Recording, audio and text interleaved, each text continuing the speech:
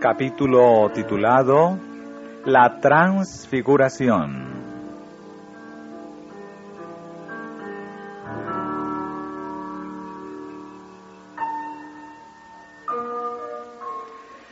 La fe de los discípulos fue grandemente fortalecida en ocasión de la transfiguración, cuando se les permitió contemplar la gloria de Cristo y oír la voz del cielo atestiguando su carácter divino.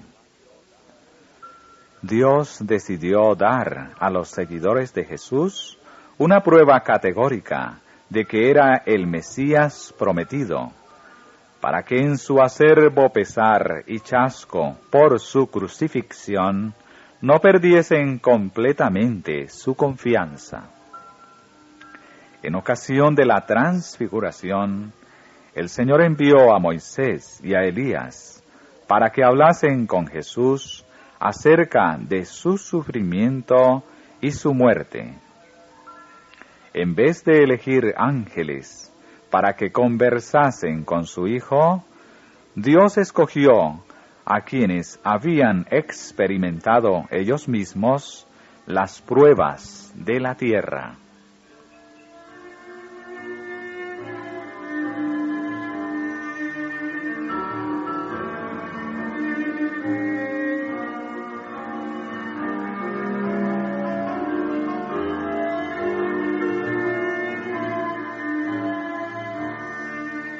Elías había andado con Dios.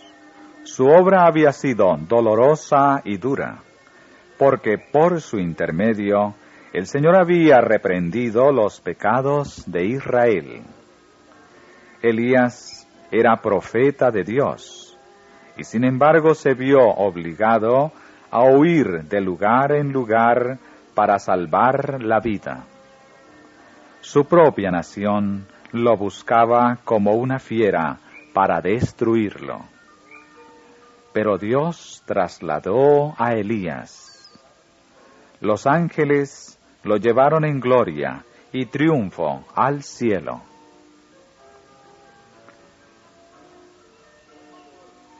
Moisés fue mayor que cuantos vivieran antes que él. Dios lo honró en extremo, concediéndole el privilegio de hablar con él cara a cara, como un hombre habla con un amigo. Le fue permitido ver la brillante luz y la excelsa gloria que envuelve al Padre. Por medio de Moisés, libró el Señor a los hijos de Israel de la esclavitud de Egipto. Fue Moisés un mediador entre Dios y su pueblo, y a menudo se interpuso entre ellos y la ira del Señor. Cuando Dios se irritó en extremo contra Israel por su incredulidad, sus murmuraciones y sus horrendos pecados, fue probado el amor de Moisés por los israelitas. Dios se propuso destruir al pueblo de Israel y hacer de la posteridad de Moisés una nación poderosa. Pero el profeta demostró su amor por Israel, intercediendo fervorosamente por ese pueblo. En su angustia, suplicó a Dios que borrase su nombre de su libro, o que aplacara su ira y perdonase a Israel.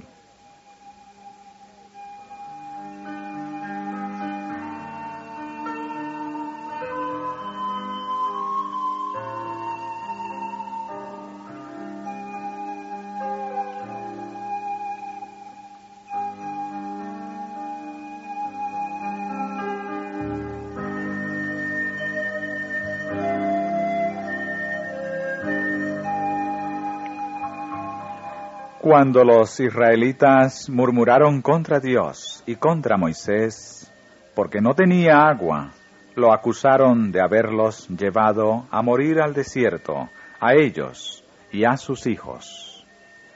Dios oyó sus murmuraciones y mandó a Moisés que hablase a la peña, para que el pueblo tuviera agua. Moisés golpeó la peña con ira, y se atribuyó la gloria del éxito. Las continuas veleidades y murmuraciones de los hijos de Israel habían ocasionado a Moisés agudísimo pesar, y por un momento olvidó lo mucho que el Señor los había soportado, y que sus murmuraciones no iban contra él, sino contra Dios. Pensó Moisés solo en sí mismo en aquella ocasión, al considerar cuán profundamente lo ofendían los israelitas y la escasa gratitud que le mostraban a cambio del intenso amor que por ellos sentía.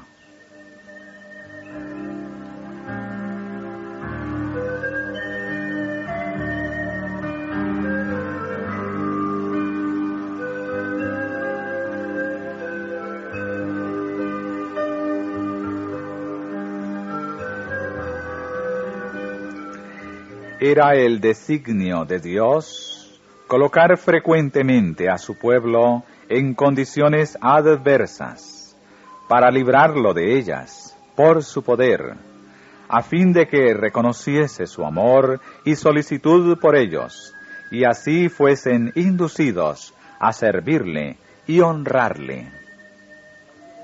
Pero en aquella ocasión Moisés no honró a Dios, ni engrandeció su nombre ante el pueblo, para que éste glorificase al Señor, y por ello incurrió en el desagrado del Señor.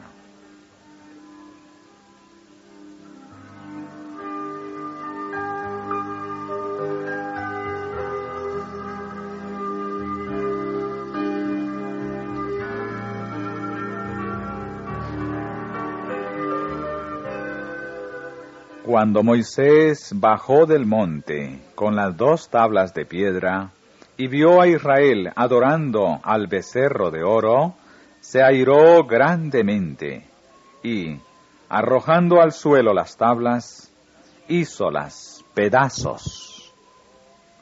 Vi que Moisés no pecó en esto.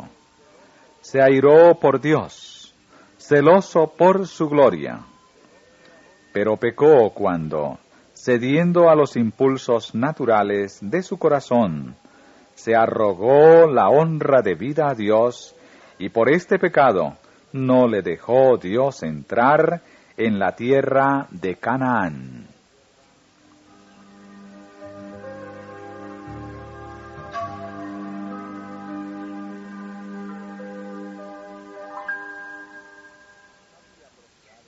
Satanás había procurado acusar a Moisés ante los ángeles.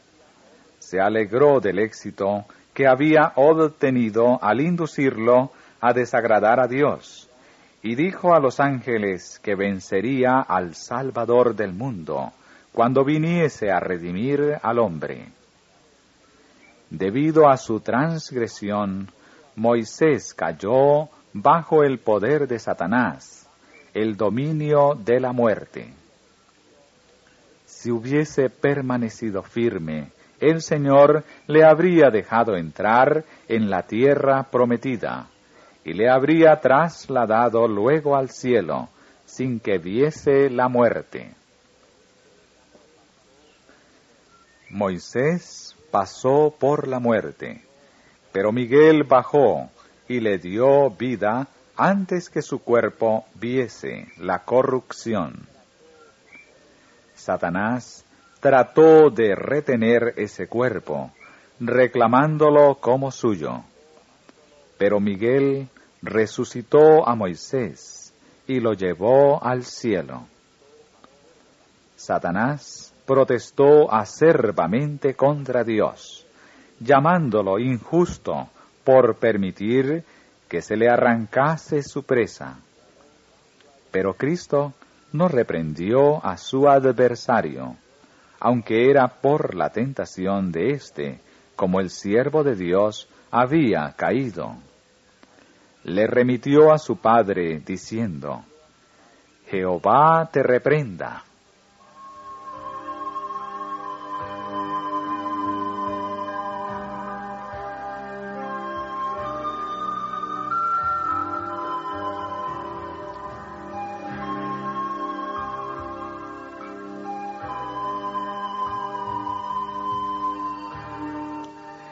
Jesús había dicho a sus discípulos que algunos de los que con él estaban no gustarían la muerte antes de ver llegar el reino de Dios con su poder. En ocasión de la transfiguración, esta promesa se cumplió. El semblante de Jesús mudóse allí de modo que brillaba como el sol. Sus vestiduras eran blancas y relucientes. Moisés representaba a los que resucitarán de entre los muertos, al producirse el segundo advenimiento de Jesús. Y Elías, que fue trasladado sin conocer la muerte, representaba a los que, cuando vuelva Cristo, serán transformados en inmortales y trasladados al cielo sin ver la muerte. Los discípulos contemplaban con temeroso asombro la excelsa majestad de Jesús y la nube que los cobijaba, y oían la voz de Dios diciendo con terrible majestad: Este es mi Hijo amado, a él oíd.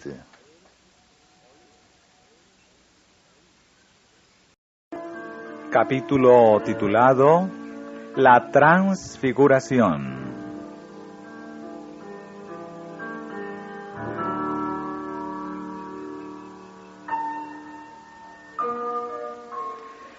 La fe de los discípulos fue grandemente fortalecida en ocasión